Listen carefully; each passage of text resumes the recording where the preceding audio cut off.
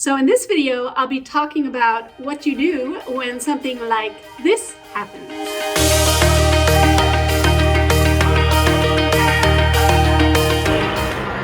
Yay!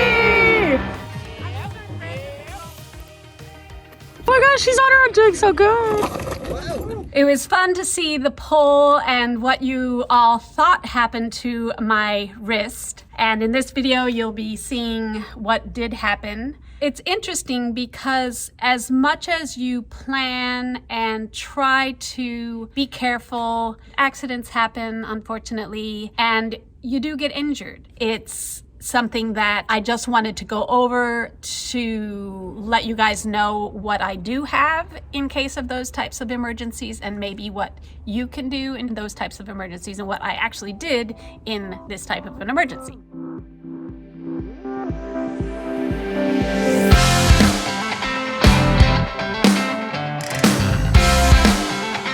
If you thought that this happened hang gliding, no, it did not. Actually, that was a setup. The guy was floating overhead and I said, Everyone yell, yay D! Yay D! Because I had already gotten injured at that point and we were talking about I've got to make some video about how I got injured. That was not one of them. I did not even go hang gliding. It will be for another time.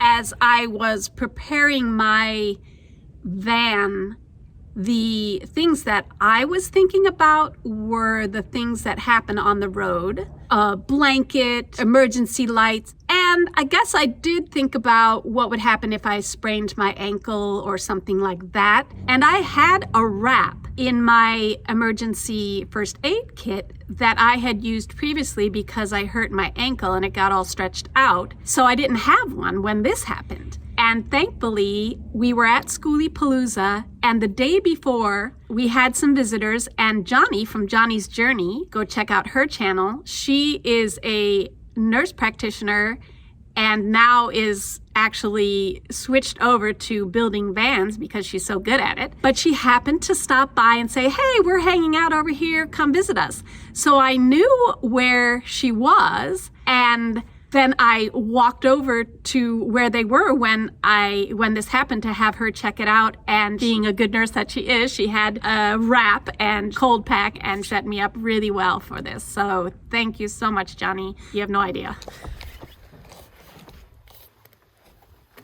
So if you thought that it was me getting out of my van, good guess, because we were actually joking around the fire one night because Blind Views on his channel made the remark that for being such a tiny van, I actually film so much of what I do inside the van. So we were joking that I never get out of my van. So I thought that I would add that just in case you're wondering. I do get out of my van a lot.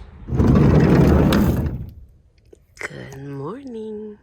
This is what I get to wake up to today. The next day, it was still hurting really bad, and I told everybody, look, I can't function inside my van. I can't pull out my bed. I can't cook. I can't do anything. I'm going to try to drive myself over to urgent care and get this thing looked at. I was in a lot of pain, more so I thought than for just a bad sprain. So I just wanted to be sure that it wasn't broken or something like that. So I drove myself and got it taken care of, got x-rays, not broken, very bad sprain, which they say sometimes a sprain can take just as long, if not more, to heal because it's not in a cast. So this is just a soft cast, and I take it off and I try to move my wrist a little. I've got this other copper healing hands thing on it too, which just keeps the pain level down a little bit and keeps it from swelling. It's okay. There are times when I move it wrong and it hurts.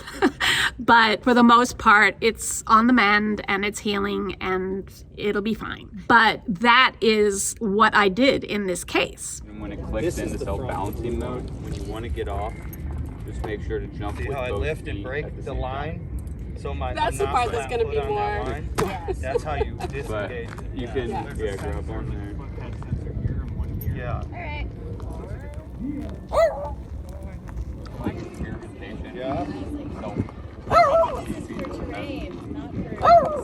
It's for anything. That's the beauty. Oh my gosh, she's on her own doing so good. As you can tell by that footage, I did not know what I was doing. In fact, those guys said this is not an ideal situation to figure out how to do this or learn. You should be on a nice, big, open, grassy field that's soft when you land. But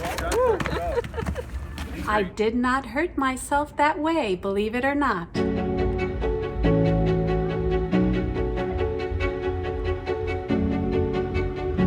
The first line of defense is to have some type of first aid kit. This one came with this little pack that I can take with me hiking.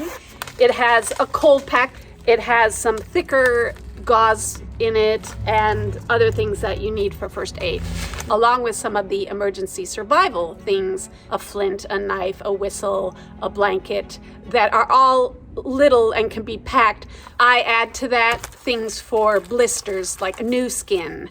And now I will be sure to have a wrap with me in case I sprain my ankle or something like that. I have a life straw as well, so if there is a case where I just got lost or injured and can't move for 24 hours, 48 hours, I will be comfortable while I wait for help. I basically put together my own first aid kit. It has everything that I could think of that I would need for injuries, and it used to have this. So that is another tip. Go through them regularly so that when you do run out of things like this, you have them for the next time you need them. I didn't do that, and I regret that because I didn't have an extra couple of these. I've got super glue, duct tape, medicines like ibuprofen and acetaminophen, some eye wash, some tweezers, some gloves, a thermometer, some insect sting things. So you get the idea. Try to think through, and you can even make your own kit if you don't want to buy one. I also saw this when I was looking at first aid kits and thought it was kind of cute. This little thing has a litany of information about anything. So common illnesses and injuries, traumatic injuries, medical emergencies, outdoor emergencies, contingency medicine, resources that you can get online. On the other side, it has emergency information that you should put in this little thing that they give you, how to basically triage and see when you need a doctor. So for a really little thing, how to stop a bleed, it has so much information in it. I'll leave a link to it, but it was very cheap. So I thought this is really cool because look at how little that is. In fact, I might go reorder a couple myself and have it in various locations so that I can always have it with me. It's a very cool guide. I, of course, like that it said Tiny Survival User Guide.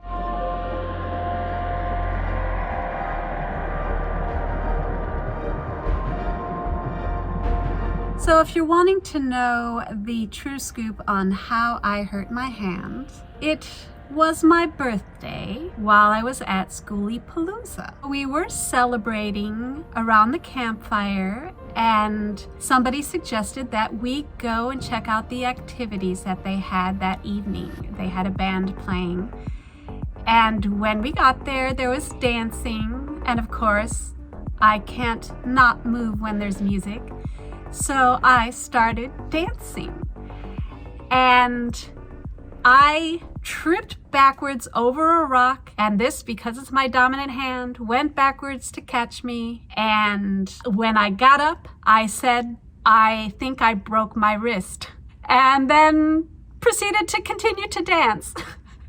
When we got back to the van, they all made sure that I was okay. But as the night progressed, I felt more and more in pain. I took some ibuprofen, but that really didn't seem to help. So the next morning, I was realizing that it was really hurt and that I should maybe go get it checked out. I saw Johnny, who also said the same thing. She said, I'm not sure that it's broken, but you might want to get it checked out just in case. She wrapped it and stabilized it, and I was able to drive myself to urgent care, and the rest you already know. But that is indeed how it happened. Dancing, believe it or not, on my birthday.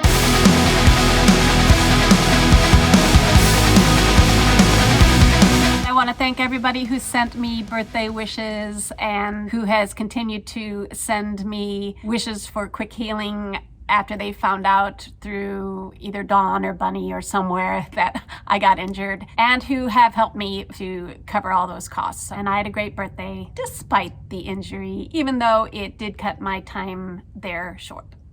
Hopefully you do not find yourself in that situation ever, and I'm hoping I don't anytime soon. Thanks for watching, and I will see you in the next video.